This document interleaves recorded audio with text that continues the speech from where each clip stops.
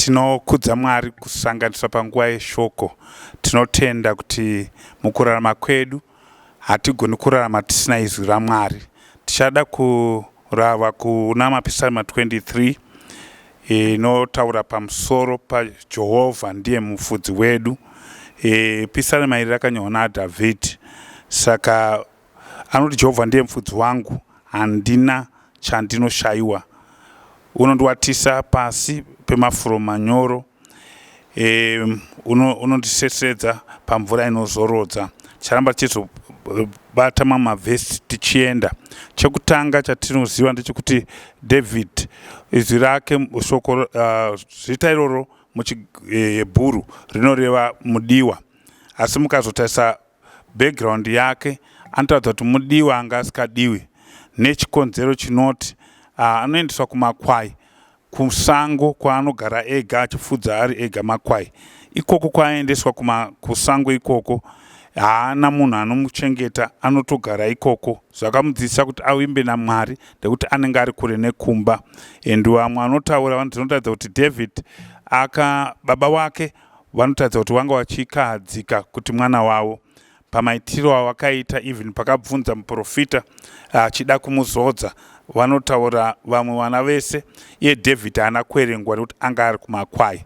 Mukatarisa upenyu hwake hwanga hune nhamo dzakawanda, zvinoratidza kuti kumba kwakuine nyaya, musango maigariswa mamine nyaya. Saka matambudziko ega ega. Mukatarisa upenyu hwake hune paakadzingirirwa, akazodzwa, akaita makore akawanda asina kuita mambo, akagara achidzingirwa naSauro. Ane nguva yakambonyepera kuita benzi kuti ararame. So tiri kutosangana naye papisarema iri. Iri testimony yake kuti uchapupu hwekuona kubata kwaMwari mukati meupenyu hwake. Saka mukatarisa zviri papa ndezvekuti akadzidza nenhamo dzaakasangana nadzo kuti upenyu kuti uraramike, Jehovah ndiye anofanira kukufudza. Saka anoti Jehovah ndiye mufudzi wangu, handina chandinoshayiwa. Ukatarisa muupenyu hakuna munhu anogona kupupura kuti haana chaanoshayiwa, nekuti kune zvaunotoshaya. Asi ari kugutsikana kwazvo kuti kunyange iye akashaya personally, asi ane nyaya yekuti Mwari ndiye supplier wezvese, ndiye muridzi wezvese. Saka kuna Mwari haana chaanoshaya. Saka mukazotarisa muchizoona ari kukoshesa Mwari kuti Mwari ndiye mupi wezvose. Chese chaangade chiri muna Mwari, chese chatinoda tinochiwana muna Mwari. Saka ari kutarisa kufudzwa kwemakwai nguva yavo nenzvimbo yavo. Mufudzi ndiye aenda pamberi pemakwai, aenda pamberi pemakwai, hwai ndiyo dzaiteera. Saka ari kutarisa kuti nemamashoko dai kuri kududzira kuti Jehovah ndiye mutungamiriri weupenyu hwangu. Saka ndamuna Mwari ari iye ari kunditungamirira, handina chandinoshayiwa, because kana ndaana Mwari, umwe akazoti kana ndaana Jesu ndakwana nezviro zvose. Kutsanangura nyaya iyi zvakanaka kuri kwekuti uri kufamba nemotokari, dai zvaiita kuti unokwidza Mwari mumotikari, tendera Mwari wadhiraivhe, iwe gara hako kuback seat. Wozorora hako mukutenda kwako. Mwari paunofambisa, unyange ukaona paine zvaakunetsa, iwe hakuna kuvhunduka, ari kudhiraivha anokutsvitsa. Vamwe vanogona kupa muenzaniso. Ndakambonzwa mufananidzo wekuti mumwe murume aifamba nemotokari yake, asi motokari yake yakasvika panguva yekuti yakaramba kufamba. Yaramba kufamba motokari yake, akanetseka nekumisawo vamwe vaipfuura. Anetseka nekumisawo vaipfuura vese, vamwe vaiti ndiri makanika, vachitadza kuimutsa, vamwe vachitaura kuti ndinogadzira tambo dzemagetsi dzemota, zvikaramba kumuka. Asi mapedzisiro pane zvakazoitika kuti pane mumwe murume akazongomirawo yega iye aneta, akabva ati taridza kuti ndiri kubatsira une dambudziko. Mabvumiro ake ekukurumidza kuti abatsirwe haaze kuti aida kubatsirwa, ainguva nyaya yekuti aonawo dambudziko raitawo vamwe kuti vangobata-bata vakapfuura. Saka murume uyu paakavhurirwa bonnet haana kuita nguva yakareba, ndokubva avhara, ndokubva ati fambai murugare. Uye akakurumidza kusitata motikari, ndokubva anzwa yamuka semunhu anga achida kushora, anga ari munhu wechikuru. Ndobva amubvunza akati maita sei, uye haana kupindura zvabvunzwa. Akati mota yako irudzii, zvikanzi iFord, zvikanzi ndini Mr Ford wacho. Saka pari kuti ndini Mr Ford wacho, uye akabva aziva nyaya yaitika kuti mota yake yanga iri rudzi rweFord, kureva kuti angaibata ndiye designer ndiye akafunga Ford yacho mumusoro, saka mota yesamunetsa ndiye akaigadzira. Regai nditi mudikani, Mwari haana dambudziko neupenyu hwako, ndo ndiye akaugadzira. Kunyange paine zvisina kumira zvakanaka, anoziva pekunyatsobata, ndekuti ndiye akagadzira upenyu hwako. Zvinoratidza kuti papisaremai David anoti anonditungamirira pamafuro manyoro. Ukataisa mafuro manyoro mugwenga, haizi nyaya iri nyore. Munhu anofanga achitoziva kuti gwenga rakamira sei, kuti azive kune mafuro manyoro. Saka unozoona kuti Mwari kunyange munguva dzakaoma, nyange zvisina kumira zvakanaka, anoziva chaipa pekuti agone kukupa zvakakukwanira muupenyu. Saka uchazomuona kuti ndiye El Shaddai, anopa zvakakwana, zvatinoshuwa mukati muupenyu hwedu. Kuona pamvura chaipo, mufudzi anenge achitoziva kuti mvura inowanikwa papi, nekuti mugwenga hamuna mvura. Saka kutoziva ikoko, mufudzi anotoziva pane nzvimbo yemvura. Mukataisawo ipapa panyaya yemvura ipapa, makwai haangomwi chero, anomwa chete pamvura yakaterama. Saka parikutadza hanya yemufudzi yekuendesa makwai pamvura yakaterama. Otherwise makwai haagoni kumwa pamvura inopopoma, because haanoziva weakness yayo kuti haagoni kubhaguja. Saka anoziva semufudzi. Mwari anoziva upenyu hwedu, anoziva patinokwanisa nepatisingakwanisi, ende anonyatsotaridza kuti ane hanya nesu. Chimwe chinokomborera zvikuru ndechekuti murume uyu ari kuziva mufudzi kuti panyaya even yenzira anoziva kuti hakuna munhu anoziva nzira dzemugwenga kwainosvika semufudzi anoziva gwenga racho. Chikonzero nzira dzemugwenga dzinoita kunge zvipokisi zvebhasikoro, imwe inoenda uku imwe inoenda uku, dzakangosangana kuti hakuna sora nemiti inowanda dzimwe nguva. Saka anotoziva chete kuti inoenda kupi nekusvika kwaari kuda mufudzi. Saka upenyu hunosvika patinosvika pamaererano ekuti zvakawanda zvinoda kuti tifunge kuti toita sei sarudzo dzinodikanwa, asi tinotenda Mwari. Kana upenyu ukautendera Mwari vachihutungamirira, anokuendesa chaipo paunoda, kunyange paine nzira dzakawanda dzinenge dziriko. Saka unoona kugona kwaMwari nekubata kwaMwari kunoshamisa.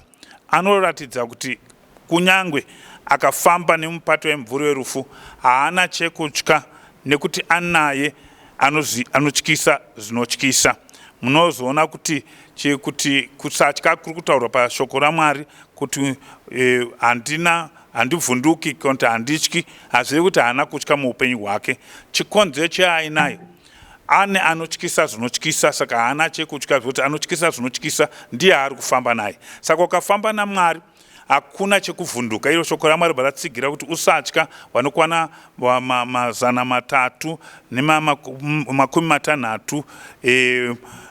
anosvika ne5 mubhaibheri umo achinyorwa kuti usatya zuva rimwe narimwe regore. Mwari anoti usatya, ndekuti anenge ainewe. Saka unozoona kuti Mwari wakanyanyotendeka, wanonyanyobata, uye haana chekutya. Ane paanotaura kuti munozodza musoro wangu nemafuta, mukombo wangu unopfachuka. Pakuzorwa mafuta apa pane nyaya vanhu vazhinji vanotaura zvakawanda, asi maringe netsika dzechiJudha munguva idzodzo, vanhu vaizodzwa mafuta, vanhu vanenge vakakokwa pamutambo, vakakokwa. Mukokwa anokosha aizodzwa mafuta kuti aonekwe kuti akasiyana nevamwe. Saka unonatsoona kuti Mwari vari kutaura kuti vanogona kukukoka patafura kunyange vadzivisi varipo. Nawo mafutawo zvakare aikosha pamakwai. Chikonzero aishanda semushonga. Makwai anoita tsika yekuita makwene mumusoro.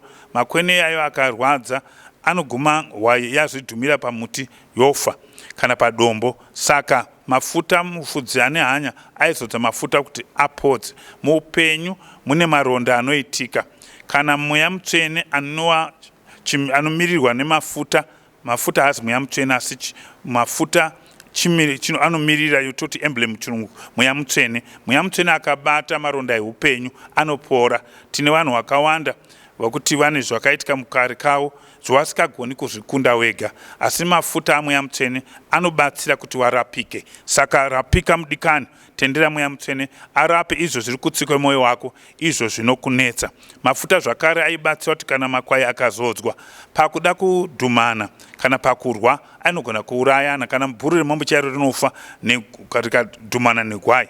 Asi nekuda kwemafuta aizozodzwa padzaidhumana, panzodzikuwadza nedzaitsvedza. Tikutenda kwazvo kuti kana mweya mutsvene akawa mukereke, akawa mukati mevanhu, hatiti tsikai kurwa nevanhu tichikwadzana, chikonzero mweya mutsvene anenge ari pabasa achitibatsira. Anotaura zvakare nyaya yekuti tsvimbo nemudonzo zvinonyaradza. Ukatarisa basa retsvimbo kumufudzi rakakosha zvikuru, because mukugwenga maaifamba mufudzi aisangana nezvinoda kudya makwai. Nyangwe paanoradza mudanga pane zvaida kusvetukira makwai, iye aizorwa netsvimbo yake ouraya chichida kuuraya gwai. Saka tinoda kutenda kuti paunoona nzvimbo iyi inomirira protection yaMwari, inomirira kudzivirira kwaMwari. Kana uri muna Mwari uri under maximum protection, wakachengetedzeka, kwete bichano, wakachengetedzeka. Hapana need yekuramba uchinetseka, kwazoita waroi, ndinoroiwa, ndazodini, because kana uri muna Mwari iwewe ndiwe utori nyasha dzekunyanyochengetedzeka, kuti vari vanototyawo iwewe nekuti vari kuona wakachengetedzeka. Then tsvimbo zvakare yaiita rimwe basa rekumirira dzine misikanzwa, kune dzimwe dzinopinda padzikafanira kupinda. Mufudzi achifidza aizotora tsvimbo oivhuna gumbo kuti inge iri pedyo naye. Saka unozoona kuti ipapo pakuchengetedzeka kwayo yakugara iri padhuze nekuziva kuti yakutyirwa kuti inogona kukanganiswa. Then unozoona kuti mudonzo waimirira futi mabasa matatu. Chekutanga waimirira kuti kune dzimwe dzaenda pasikaiti waihaka nemudonzo kuiburutsa, asi zvezvikanakidzi. Saka dzimwe nguva Mwari anotipawo kanenge discipline bijana kuti tiite zvakanaka. Then mudonzo zvakare waimirira kuti pakufamba kwake kuenda kumafuro ikapfura inenge yakatarisa pasi, yari pamberi ikatarisa inoona kuti iri pamwe chete nemufudzi yaona mudonzo, saka yaipa direction. Saka mudonzo wedu shoko raMwari unipa direction yekurarama. Zvakare mudonzo basa rawo rechitatu yaiti pakufamba kwake dzimwe nguva anoona pane mashizha akanaka putumiti yaikuru mumuti, saka iye ndiye aidhonzera mashizha. Anoziva kuti andiwa nehwai dzake, asi dzaingodya chete ndiye dziri padhuze. Munhu anogara pedyo naMwari ane mabenefits akawanda, saka zvichenjere usagare kure. Unoona kunge nyasha dziri kudarika, ukagara padyo nemufudzi unoitirwa zvakanaka. Saka tinoona kuti David ainyatsonzwisisa nyaya idzi ndekuti aifudza makwai. Pane zvakare shoko rinotiudza kuti iye akanzwisisa kuti muupenyu hwake haagoni kugara kure naMwari, saka anopedzira achiti unyoro nenyasha zvichanditeera. Kazhinji tinowanzoda kupa uchapupu hwedu tega. Zvakanaka kuti vanhu vateere neuchapupu wati takaona Mwari mumunhu uyu, unyoro huri kuoneka, nyasha dziri kuoneka, kuti zvinonditeera, kureva kuti vanhu ndiwo angapupure iye asina kuzvitaura, nekuti ane nyasha dzaMwari, Mwari wari kubata naye. Saka unozoona kuti pamwe pacho vanhu vanotaura kunaka kwavo, but vasikataurirwi nevanhu kunaka kwavo, kusirege kupupurirwa kunaka kwedu, asi Mwari wapupurirwa kunaka kwavo nekuda kweupenyu hwedu. Anopedzisira achiti ini ndichagara mumba maJehovha mazuva ese eupenyu hwangu. Ipapa panoreva zvozviviri: kugara mukereke kwemazuva eupenyu hwako kunokuitira zvakanaka, zvakare kugara muuwapo hwaMwari kwemazuva nemazuva. Mwari watiitire zvakanaka, tirege kugara tiri kure nemufudzi, tiise upenyu muna Mwari, tisarudze Jesu watitungamiriri wamufudzi akanaka muupenyu hwedu. Hakuna chinotiwira, hakuna chinotikunda. Muna Jesu tinowana zvese. Mwari atikomborere muzita raJesu. Amen.